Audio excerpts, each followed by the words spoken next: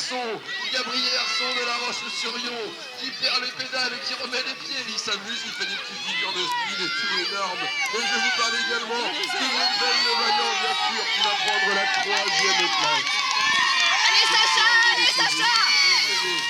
C'est les poussins maintenant, mesdames et messieurs, on a augmenté d'un niveau. Mais non, et regardez devant, ça se tire l'amour, comme on le dit. C'est la bataille sportive entre Gaspard Fournier et Simon Beneteau. Simon Beneteau a pris les commandes juste devant Gaspard Fournier. La Roche-sur-Yon, le Qatar vendéen, aux 2 premières positions, alors que derrière, eh bien la famille Mérouche, c'est le petit Kylian pour le moment sur les extérieurs, qui a pris la 3e position, mais c'est sans compter sur Marcelin Lucas, le pilote de Nozay qui est revenu très fort dans la 3e ligne à l'intérieur, prendre la 3e position devant Kylian Mérouche qui toutefois se verra qualifié.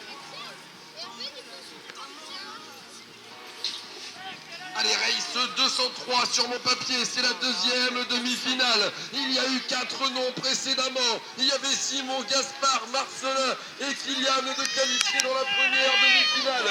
On a encore 4 prénoms à connaître. Et pour le moment, eh bien, Elisa Sagné-Potereau est en tête, mais il est capable de tout, ce petit. Il est capable de tout. Et pour le moment, c'est lui qui mène la danse devant Lucas Charbonnier, bien sûr. Fontenay-le-Comte est bien présent. Les gars, les locaux, ils sont ici. Et pour le moment, ils sont en 2e position. Alors, c'est la 3e place. C'est Elliott Waro, Champagné. Bien sûr, encore et toujours, les pilotes de Champagné, très nombreux à se déplacer sur toutes les courses. Eh bien, ils ont un pilote pour le moment qui se voit qualifié pour la grande catégorie des poussins, tout comme Cholet avec Cyprien Diomégard qui va se voir prendre la dernière et 4e place dans cette demi-finale qualificative pour la grande finale. Allez, c'est maintenant, c'est les pupilles, c'est Benjamin Brun, bien sûr, le pilote de Nozay qui est bien placé à l'intérieur.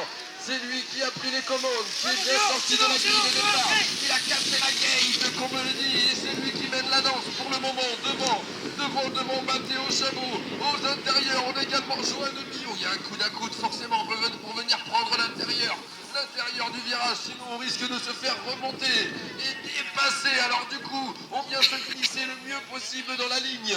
Relégant du coup SD, Mathéo Chabot en 3e position, Joanne Billot à la 2e. C'est toujours Benjamin Brun qui mène la danse. Ces 3 noms que je viens de vous citer pour le moment sont bien embarqués pour se voir pour la finale. Mais il reste un nom à connaître. Et ce nom, eh bien, c'est Mathéo Bouvet du club de Carquefou.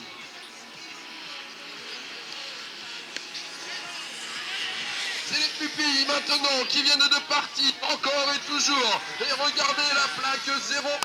C'est Louis Leclerc, mesdames et messieurs. C'est Louis Leclerc sur les manches qu'il va falloir surveiller ce pilote du club de Nozay qui starte très fort. En région, ça va vite et il va vite, tout comme le second. Willan Boismoreau, Champagné. Bras du beau monde dans cette catégorie des pupilles.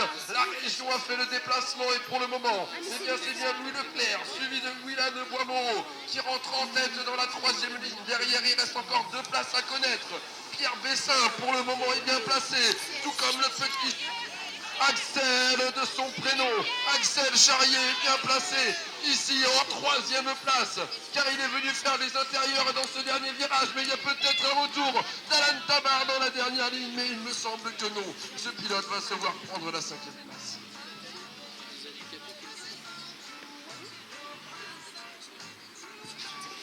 Raïs 206 sur mon papier, c'est les Benjamins, mesdames et messieurs. C'est l'avant-dernière demi-finale qui vient de partir. Et c'est Romain Fournier, le pilote local, Fontenay-le-Comte, qui est bien parti. Derrière, on a également un autre pilote de Fontenay-le-Comte, je vous le confirme.